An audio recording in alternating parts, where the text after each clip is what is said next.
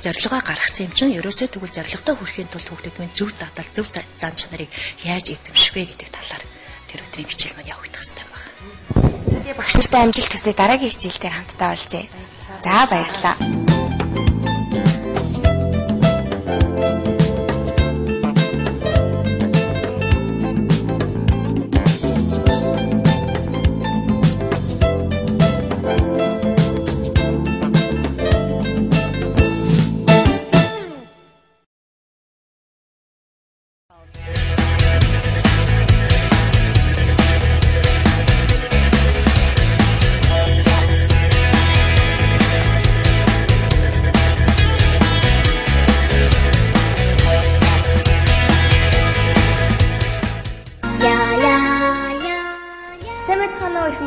Сургууль хүмүүжүүлэгч хүүхэд багчууд эцэг эхчүүдээ боловсролын салбарын бага ангийн заах аргын шинжилгээг олон нийтэд хүргэх зорилготой Мөрөөдлийн сургууль нэвтрүүлгийн удаагийн дугаар ихэд бэлэн боллоо. Мөрөөдлийн сургуулийн 4-ийн А ангийнхан өнөөдөр урлагийн хичээлдээ суухад бэлэн болсон байна. Ингээд хамтдаа хичээлдээ суцгаая. Сайн байцгаана уу хүүхдүүдээ. За өнөөдрийн хичээлийг жаргал сайхан багшууд хэн явуулна? За хүүхдүүдээ амжилт хүсье. За эхлэн хүүхдүүдтэйгээ өнөөдрийн хичээл уралт технологийн хичээлийг бүгдээрээ маш ихийг бүтээхийн төлөө зүтгэх болно. За өнөөдрийн хичээлийг хүүхдүүд та бүхэн танилцуулъя. Уралт технологийн хичээлээр хамгийн түрүүнд бид бүхний эрхэмлэх зүйл бусдын үгийг сонсож тооч чанга ярий. За дараагийн зүйл нь юу гэж нөхдөд?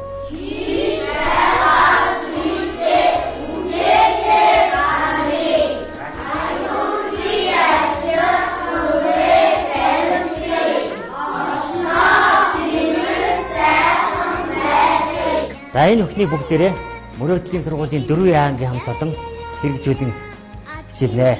Бид түрүүчийн хичээл дээр хамтран ярилцаа шийдвэрлсэн. За хоггүй орчинд суралцгаа гэсэн уран дор бүгдээрээ даалгавар хийхээ шийдвэрлсэн. За ямар даалгавар хийсэн бэ хүүхдүүд? Хогийн сав. За бүгдээрээ хогийн сав хийсэн байна хүүхдүүд. За энэ дотроос ямар хогийн сав хийснийг хэн ярих вэ хүүхдүүд? За төгс хэлэг. Би энэ хогийн саваа ээжтэй хамт хийсэн. Ээж ба санааг гаргаж би ээжийнхээ хэлснийг хийсэн. За сайн байна. Сайн байна. За дараачих нь өөр. За ихэс. Би энэ хогийн савыгаа ахтайгаа хамтарч хийсэн. Энэ бол нөгөө лаацсан дээр өнгөний гуулгаар бүрээд тэгээд хогийн сав. За гарын дорох материал ашиглаад хийсэн бүтээл сайн хийсэн байна. За дараачих нь хэн тайлбарлах вэ? За сайхна. Би хогийн савыг дэлхийн цэвэр байд гэж хийсэн. Тэгээд энэ хогийн савыг компьютерны савыг ягаад таглаан байхгүй л дээ. Тэгээд энийг өнгөө скотчоор бүрээлээ тэгээд бийс. За сайн байна хүүхдүүдээ. Бүгдээрээ хоггүй орчинд суралцгаая. За дараачийн үйл ажиллагаа хүүхдүүд. За бид бүхэн өнөөдөр технологийн хичээлээр хэрхэн ямар хэрэглэгдэхүүн хэрэглэж байгааг багш нь та бүхэнд танилцуулъя. За нэгдүгээрт нь А4 хэмжээтэй бичгийн цаас хэдэн ширхэг байна? За 2 ширхэг хийж байгаа. За дараачих нь болохоор та бүхний ширээн дээр А5 хэмжээтэй 2 бичгийн цаас. За дараачих нь А4-ийн цаасыг тэнцвүүхэнд 4 хуваасны 1 ийм хэмжээний уртцаас. За энэ дараагийн бидний өнөөдрийн хичээл дээр хэрэглэх эсрэг өнгө ямар өнгийн хар өнгийн цаасыг хэрэглэх юм бэ шүүхтүүдээ.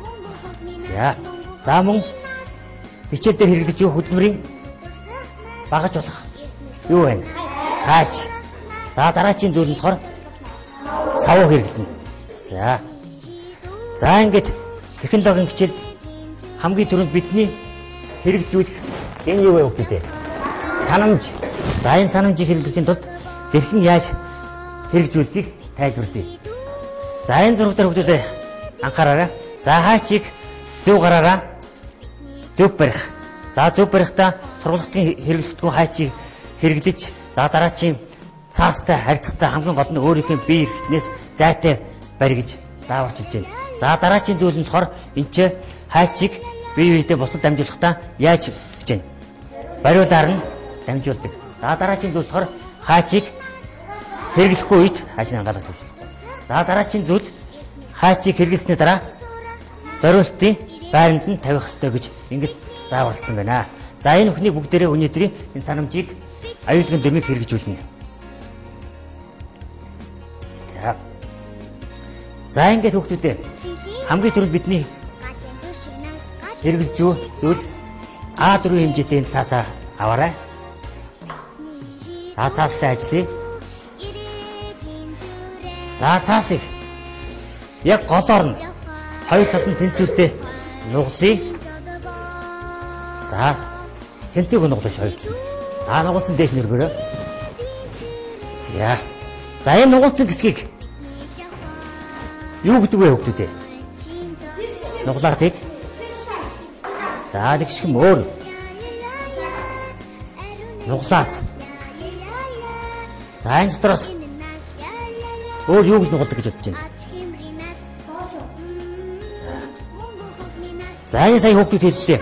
Тэгшгэн гэж хэлдэг. Өөр нугалаас гэдэг гэж байна. За энэ хэсгийг болохоор энэ бидний нугалсан энэ гол хэсгийг тэнхлэг гэдэг. Тэнхлэг. За нугалсан энэ нугалаасыг юу гэдэг гэж байна? Тэнхлэг.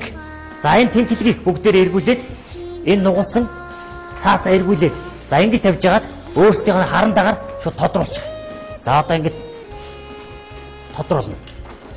За энэ тэнхлэг хэсгийг шууд ихтгэн яг нугалсан хэсгийг дагав. За ингэж болон эргүүлээд ингэж нугалсан хэсгийг дээш нь эргүүл тавьж агаад ингэж нугалсан. За ингэж дээрээс тодруулж харан дагаар. Хэдэн удас байна? Тэнхлэгийн хоёр талд 2 удас байна. За энэ эргүүлээ тэнхлэгээр нугалчаад эндээс та бүхэн өөрсдийнхөө дуртай дүрсийг сонгон хаашлаад байгаа.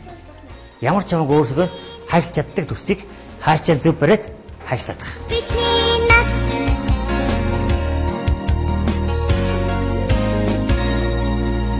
За багш нь хүүхдүүд та бүхэнд нэгэн дүрсийг хаачлаа.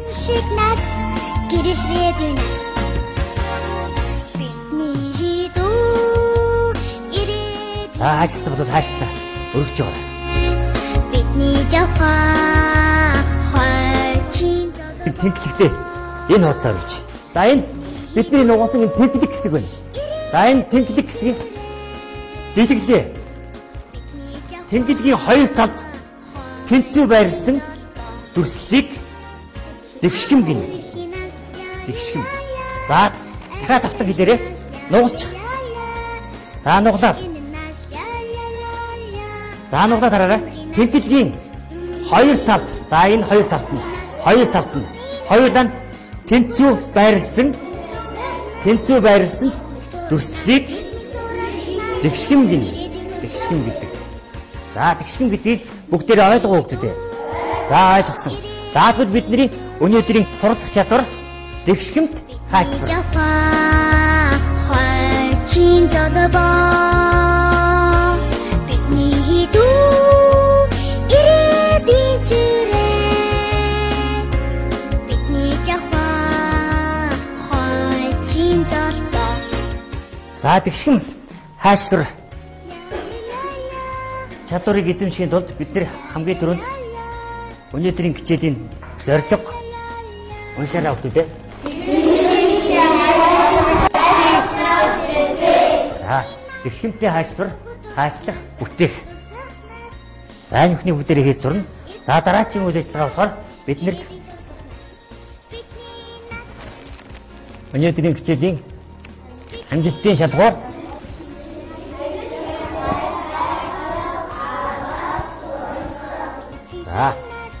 ажиглалтын за хийж байгаа бүтээлтэй багшийн арга технологийн зааж явах үед сайн ажиглалтын дараа нь төсөөлөн бодно өөрийнхөө хийх зүйлдээ төсөөлөн бодно.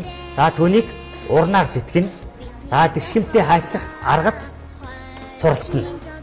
За дэгшгэмтээ хаачлахаар юу хаачлах гэж бодож байна хүүхдүүд те? Юу хаачлах зүгээр үү? Амтны төс. зүйтэй хөгтүүдээ байгалийн тухай хайчлаа, амьтан хайчлаа, шувуу хайчлаа гэж ярьж байна. За энэ бүхнийг сонслоо. Одоо багш нь та бүхэнд нэгэн зүйлийг үзүүлье. Энэ ямар шувуу вэ хөгтүүдээ? Энэ шувууг мэднэ үстэй. За энэ шувуу хаана байна? Усан дотор. Ямар байдалтай явж байна? Усан дотор хөвж байгаа байдалтай. За тэгвэл хүн шувууны тухай бүгдээрээ ярилцъя. За хүн шувууны тухай уншаарай юу гэж байна?